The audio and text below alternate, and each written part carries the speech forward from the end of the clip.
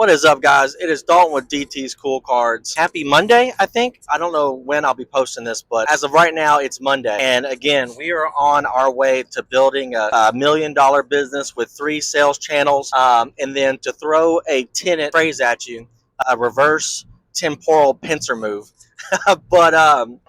So there's just a few things that I want to talk about today. I feel like it's been kind of a wild couple of weeks or like a week for me and for Pokemon as well. The talk of the town is that Pokemon is about to die and everything's going downhill.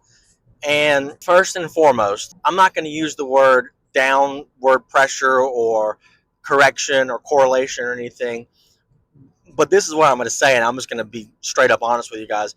There is no need for this crap to be so expensive.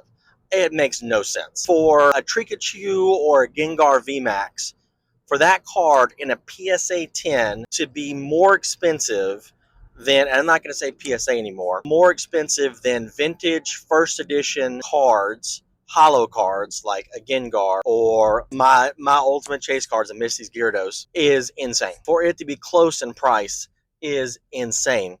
For a Van Gogh Pikachu to be as expensive as it is in a 10 when it is one of the most submitted cards, one of the highest pop 10 cards, that makes no sense. I guess you just chalk it up to FOMO. That's wild to me that FOMO can be such a big pusher, indicator, whatever you want to call it, of how the market goes and how hard it is to find Pokemon cards right now. It just doesn't make sense to me. I'm glad that PSA is putting a pause on bulk or on their value, whatever you want to call it. For people to think that there is not a supreme conflict of interest between PSA and everything they do, wild. Mystery bags, wild. I can't speak to girls about it, or I can't speak on like the way girls like it, but for whatever reason, us guys, we love gambling. It doesn't mean girls don't love gambling, but I don't know. It's just got to be something as a guy where we love to gamble. But to me, I don't get it, right? When it comes to like sports betting, there's certain things that you can do to heavily hedge the bet in your favor. Blackjack, Texas Hold'em. Those are the only kinds of gambling that I really would not condone, but whatever. But when it comes to mystery bags or saying I need to buy 10 booster boxes of 151 to try to get I know they don't have booster boxes of 120 of 151, but I have to get whatever to pull this card to break even on all this stuff. I mean, that's wild, and it bothers me. Look, I get it. I'm all about capitalism. I'm a big fan of capitalism. We all benefit from capitalism.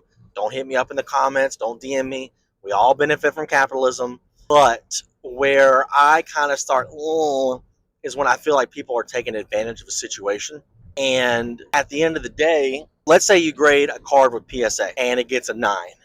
There are people that you can sell it to and they will pay you 85%, which you may not make any money off of it.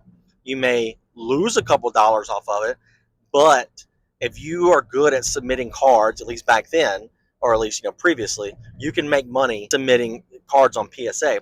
Well, the other thing I would say is Pokemon now, they don't allow the sales of like 1,000 cards, slabs or whatever at their events, which I think that includes regional that just ended up this weekend, which actually I was watching while I was packing up orders this weekend. They should. I mean, this stuff should just not be so expensive. I mean, that's wild. And it makes me not feel bad, but it makes me fear for the future of the hobby. And I guess naturally, the other thing that kind of leads me into is what this business really is.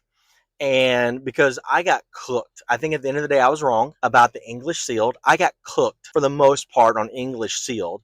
The only thing that's going to save me, I think, is a little maneuver, another temporal pincer move I can I can move or I can do with some of the 151 I got the other day. But this business is all about making singles and doubles, like with using a baseball analogy or metaphor, whatever you want to call it. This business is all about singles and doubles. Every once in a while, you'll hit a home run. In fact, the only time I can really say I've hit home runs in this business is when I was grading cards. But before you say, but that's back before grading got like the way that it is. I was doing smart, calculated grading plays. And even then, it's not a slam dunk, whatever. This business is a grind. What I am most proud of, and you might roll your eyes, what I am most proud of is like a day like today, where I sold. So far, I've done three bulk deals today. And honestly, I'm going to make about 5% on every single one of them. But number one, and that's not the only thing that I sold today. I've sold singles and all that kind of stuff, which the margin on that is between 15 and 20, whatever. But that is business that I went out and I got myself, and I just did one. That's why I'm a little hype right now, because I got a bunch of money somewhere in here. But those are orders. That's business. Those are customers that I went out and I got myself using my tactics, my personality, et cetera, et cetera. That's honestly that I'm most proud of. It was cool when I flipped like 5 or 6 Giratinas. They're really cool, and obviously from Lost Origin. I bought each of them for like 800 and sold each of 4 or 5 whatever for 2,400. It was cool when PSA got backed up on their bulk, and I sent in a bunch of Greninjas from Twilight Masquerade before they popped off. A few of them got tens, and, even the nines I made money on because the card raw went up so much.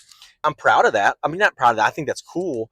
But what I'm really proud of is the grind and the work that I put in. And honestly, you guys want this stuff to slow down. Only thing I would say is there's a really cool guy on TikTok. I think his name is Tommy. That's his name, Tommy.